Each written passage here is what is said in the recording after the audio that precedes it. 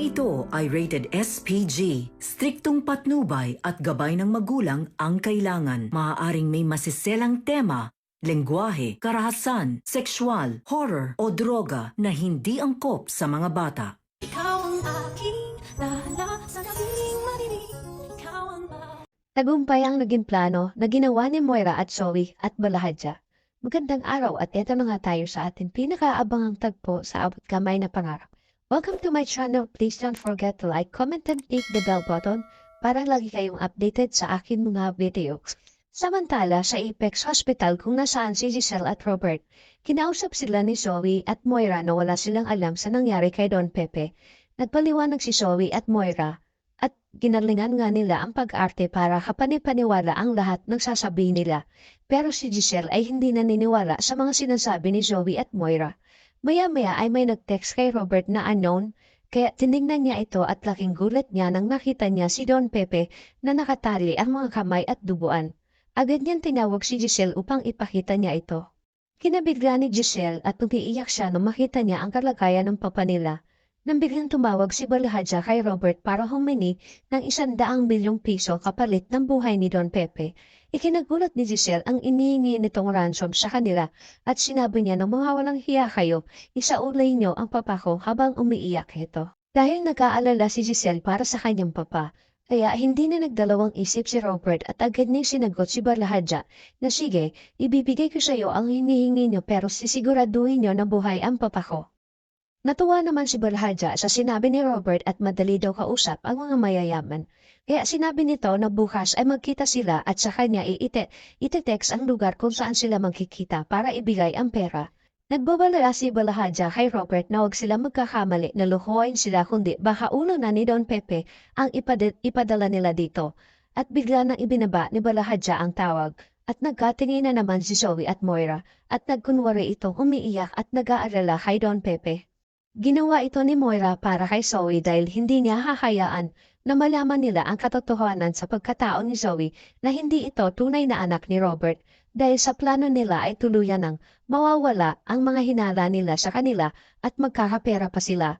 Kaya tuluyan ang sinunod ni Moira ang DNA results ni Zoe dahil hindi siya makakapayag na masira ang buhay nila nang dahil lang sa DNA test na to. Samantala, sa bahay ni Lynette, bumalik si Harry at nakapasok ito sa loob. Hinanap niya si Tita Lynette niya. Alam na ni Harry na may ibang tao sa bahay nila Lynette, kaya kinuha niya ay yung base na nakalagay sa ibabaw ng mesa at nagtago ito nang maramdaman niya na may tao na bumababa sa hagdanan. Napansin naman ni Dax na nawala ang base na hinawakan niya. Kaya nung hindi nakita si Harry ni Dax ay dali-dali nang pumasok si Harry sa kwarto kung nasaan si Lynette at pinukpok niya nga itong kasamahan niya at nakalabas ang dalawa nang biglang nasa lubong si Dax at sinabing saan kayo pupunta habang nakatutok sa kanila ang baril. Sabi ni Dax, akala niyo makakatakas kayo sa akin. Walang nagawa si Harry kaya pinagsusuntok siya ni Dax habang si Lynette naman ay sumisigaw na tigilan niya na si Harry at wala naman laban sa kanya. Sabi ni Dax, ganyan ang gagawin ko sa iyo kapag hindi ka sumunod sa inuutos ko. Awang-awa si Lynette sa sinapit ni Harry dahil ginirpi siya ni Dax at nawalan ito ng malay at duguan. Abang si Lynette ay ibinalik nila sa kwarto at ikinulong at si Harry naman ay dinala sa isang kwarto. Kinabukasan ay nakita ni Lynette na may kausap si Dax sa labas. Tinawagan si Dax ni Balahadja at itanong kung tapos na siya sa pinagawa sa kanya ni Moira. Sabi ni Dax, medyo may konting problema lang kami dito, pero aayusin namin ito. Habang si Lynette naman ay nakikinig sa kanilang pinag-uusapan. Kinakabahan naman si Lynette dahil hindi niya alam kung saan nila dinala si Harry. Sinabihan naman ni Balahadja si Dax na bilisan niyo na dyan dahil may gagawin pa tayo dito at kailangan pagkakuha niyo ng pera ay dispatchahin mo na agad ang mga yan. Sabi naman ni Dax, sige, tatapusin ko na agad ito para makapunta na ako dyan. At binaba niya na ang tawag at agad nitong pinuntahan si Lynette. Tinanong naman ni Lynette si Dax kung saan niya dinala si Harry at sinabi niya na dyan lang sa tabi-tabi. Nagalit si Lynette at sinigawan niya si Dax na kung saan niya ito dinala at kung anong ginawa nila kay Harry. Ikinagalit naman ito ni Dax at tinutukan si Lynette ng baril at sabay, sabing kapag hindi ka tumigil ay tutuluyan talaga kita. Kaya ikinatakot ito ni Lynette. Sa kabilang banda naman ay agad na pinuntahan ni Annalyn si Giselle at Robert sa Apex nang malaman niya ang nangyari sa lolo Pepe niya at naabutan niya sa opisina ang tatay Robert niya at tita Giselle niya na habang nag-uusap ang dalawa at agad naman niyakap ni Giselle si Annalyn dahil alam niya na sobrang nag-aalala na ang tita Giselle niya sa lolo Pepe niya. Samantala, naihanda na din ni Robert ang perang dadalhin niya. Maya-maya ay dumating din si Moira para magkunwari na nag-aalala siya para sa kalagayan ni Don Pepe, pero ang totoo ay sinisigurado niya lang natutupad si Robert sa kasunduan nila ni Balahadja dahil magkahati sila sa perang makukuha nila kay Don Pepe. Nagpadala naman ng video si Balahadja kay Robert para ipakita nila si Don Pepe habang binubuhusan nila ito ng tubig para magising. Nakita nila Giselle, Robert at Annalyn ang ginawa kay Don Pepe kaya lalong napaiyak si Giselle sa pagkaawa niya sa kanyang papa. Hindi nila maatim ang ginagawa nila sa papa nila. Kaya sinabi ni Robert na nasa kanya na ang pera, saan tayo magkikita. Sabi ni Balahadja, tandaan mo ikaw lang mag-isa.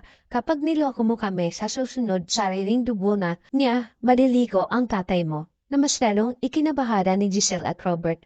Walang nagawa si Giselle kundi umiyak, kaya nagpaalam na si Robert sa kila Giselle at Annalyn at sinabihan siya ni Giselle na mag-iingat ka, Ubeng. Huwag mong pabayaan si Papa. Gawin mo ang lahat para mabawi mo si Papa ng ligtas. Huwag mo siyang pababayaan, please. Nangako naman si Robert kay Giselle na gagawin niya ang lahat para mailigtas niya ang papa nila at niyakap niya ito. Sinabihan din ni Annalyn ang tatay Robert niya na mag-iingat siya at ganon din si Moira. Kaya umalis na si Robert.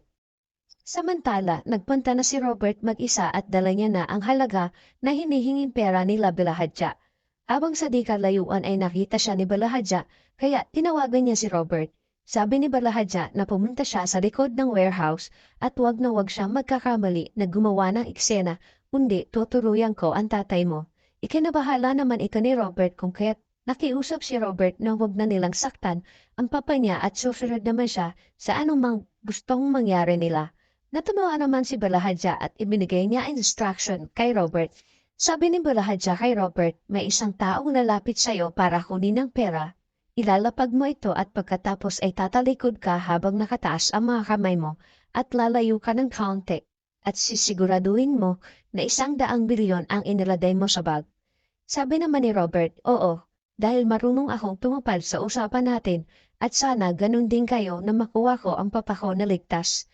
Natawa naman si Balahadja kay Robert at sinabing, huwag kang mag-alala, darating tayo dyan. Sasabihin ko sa iyo kung saan mo makikita at matatagpuan ang papa mo. Maililigtas pa kaya ni Robert ang buhay ni Don Pepe? Ano ang gagawin ni Dax kay Harry at Lynette? Tuluyan na kayang mabaon sa limot ang katotohanan? Yan ang ating pakaabangan dito lang sa Abot Kamay na Pangarap. Huwag bibitiw at huwag kalimutan mag-subscribe. Maraming salamat po and God bless.